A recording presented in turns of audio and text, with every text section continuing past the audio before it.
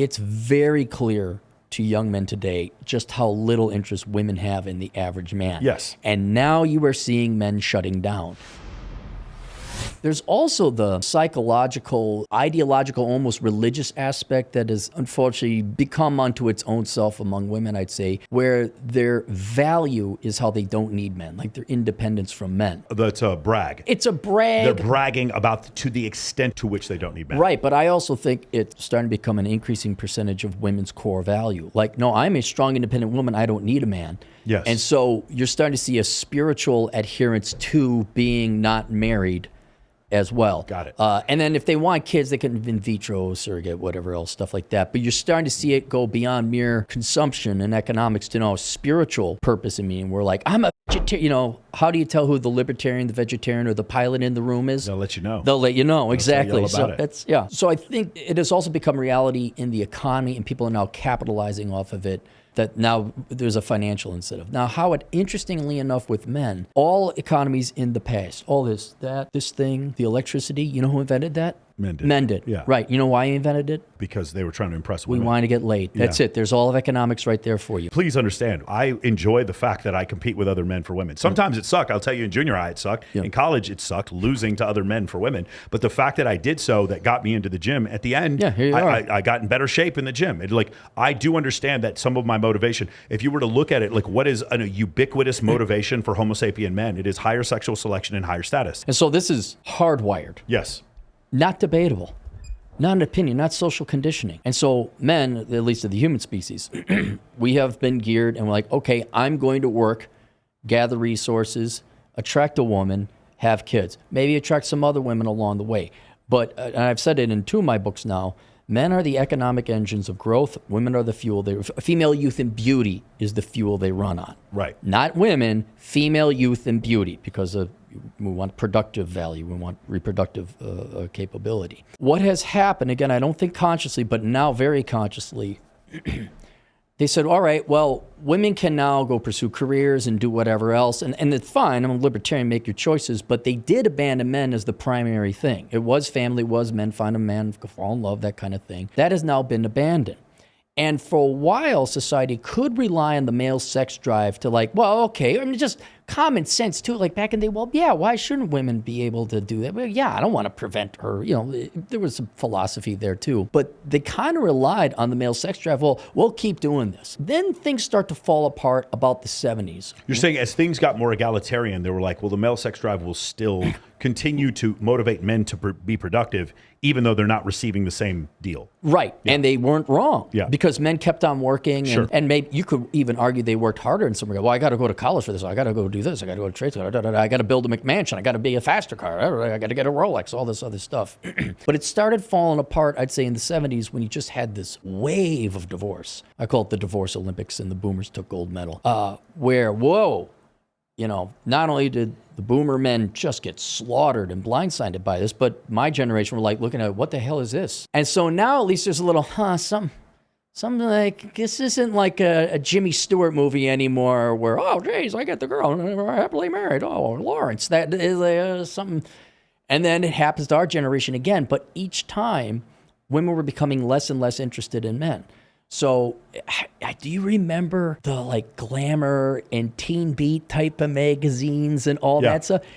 Have you ever gone back and read that stuff those girls were reading? Yeah. What was it like? It's like the predecessor. It's like the T100 before the T800. So they were getting them ready. They were getting them ready. It was the same. It was the prototype. Yeah. It was the beginning. It was, and then, so in the 50s or 60s, Good Housekeeping, How to Keep a Nice House. Then whatever, Glamour or Teen Vogue was 287 ways to tell if your man's a jerk and one to tell if he's all right. And then the internet, which is what I think just put a magnifying glass over it, and now you can see it in 4K. Yeah.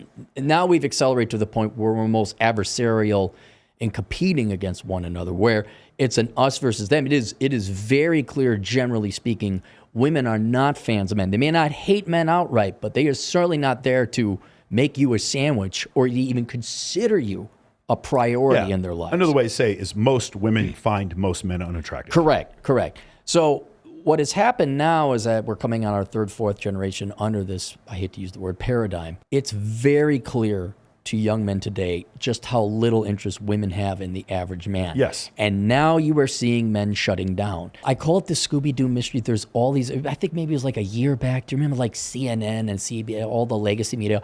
I just can't figure out why men aren't working. Why is there 7 million men that aren't in the labor force? Oh my God, it's just, and then they come up with the dumbest ideas like, well, we just need more government programs to get them into school. It's like, you need thinner women who are nice with long hair and big tits.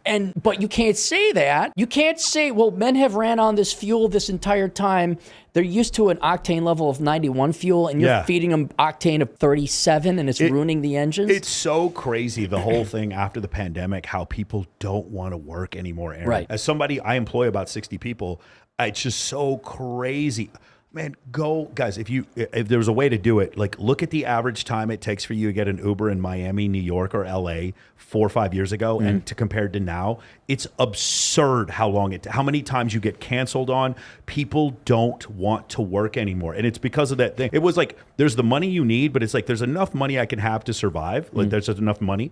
And then it's like, it's not a great survival, but I can have limitless video games for minimum wage. I can still have that.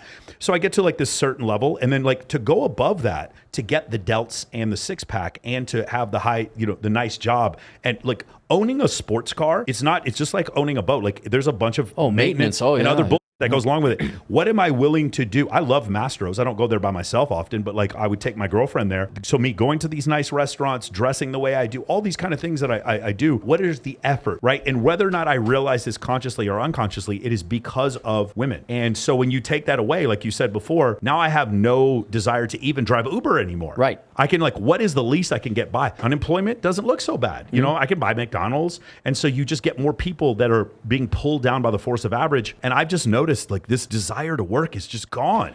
And here's the thing. Women have taken away both the carrot and the stick. They've taken away the carrot because, I'm sorry, they're just not attractive anymore. Here, the internet, whether it reflects reality or not, doesn't matter. When you look online, I don't see the nice girls saying, no, we like men in here. If anything, you see scam gals who ended up being porn stars in the past. Like, oh my God, I baked some cookies. Yeah. Crucifix right in her ample cleavage right there. Oh yeah, I totally love Jesus. Let's make some babies. Anyway, that's all gone. If anything, men are demoralized watching what they see in media and online and all that. So the carrot is gone. Women are overweight. They're not physically attractive. I have erectile dysfunction. I guarantee you if I put a 25-year-old hottie in front of you, it's going to go away. It's not there. There's no motivation. Yeah, having a young hot girlfriend, I promise you, it'll cure erectile dysfunction, your addiction to like there's so many things that all of a sudden are magically like, cured. Oh, pure, it's miracle. Your depression is gone. All of a sudden you have a higher self-esteem. You spend more time in the gym. It's just having a hot 21-year-old girlfriend for some reason. It's just go crazy. It's like, I didn't need this pill. It was nuts. I just had a hot girlfriend, and then all of a sudden all went away. Mystery, So crazy. So there's that, but then you also take away the stick where, again, I don't want to introduce politics into it, but girls keep voting in for a welfare state. And you pay men not to work. And, remember what we were talking about? Men would be in caves if we could be? Yeah. Well, what do you call living in the basement, playing video games and doing whatever, Adderall or what, I don't know what young people do for drugs. Four Loko, Adderall, and Call of Duty, man. Pot, let's go. Right, exactly. So you've given them no incentive before the welfare state. If you didn't work, you would die. And now with both of those gone, you are paying men to simply exist, but no reason for them to excel. And so now, and this is where it goes back to economics, now you start seeing it. Male labor force participation rate is going down. Our GDP growth is half of what it used to be, because GDP growth goes like this. So when you take an average, we used to average 4.5% between 1940 and 1960. That 20-year average is down to like 2.25 now. Sure. So we're half. We obviously have more debt, all this other stuff. What you're seeing is the economic engines of America shutting down. You're seeing men going into a hibernative state just to survive, because you said, well, there's really helps look at it from Maslow's hierarchy of needs, where imagine if Maslow's hierarchy of needs ended after the second level. There was no self-esteem, there was no marriage, there was no family, there was no self-actualization, because girls just weren't interested, and they told you, well, and the government's going to pay for my food, clothing, and shelter.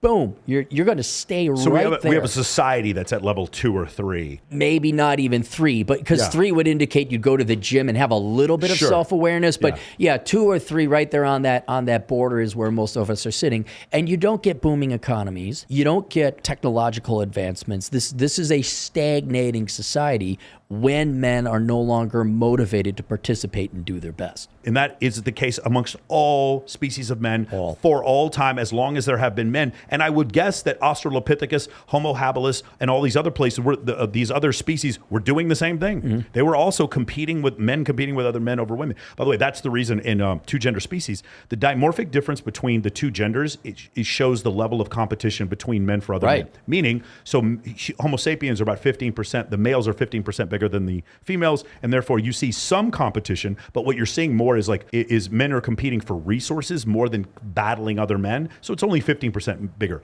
Elephant bull seals are 10 times the size of the females. And because the bulls are 10 times bigger, all they do is kill each other for access to the females, and one male will have hundreds of females. Gorillas, they're 6 times bigger than the females because all they do is compete with each other. It's not for resources, and same thing with lions. So you'll notice the dimorphic difference between the two genders based on the level of competition.